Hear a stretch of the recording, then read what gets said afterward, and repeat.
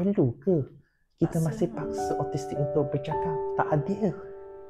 Saya tahu ada autistik yang boleh bercakap, ada yang non-verbal juga. Patut ke kita paksa mereka yang non-verbal ni boleh juga bercakap?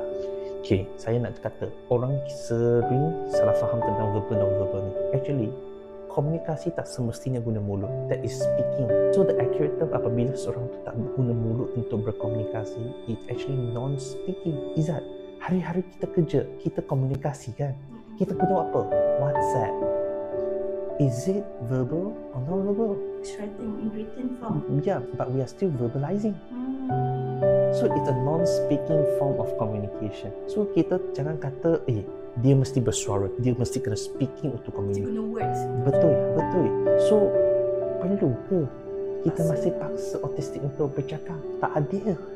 The second thing is kita ada banyak devices dah, alternative and augmentative devices or something like that. Kita panggil dia AAC. Dia bantu seseorang autistik untuk guna untuk berkomunikasi. So communication don't have to be speaking.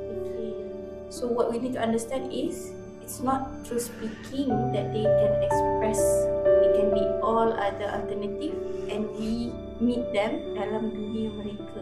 Betul. Not expecting them pergi ke cara kita. Ya.